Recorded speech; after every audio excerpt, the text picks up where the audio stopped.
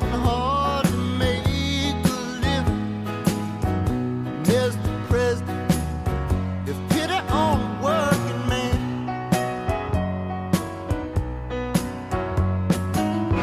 We ain't asking you to love us. You may place yourself high above us. Mr. President, if pity on the working man.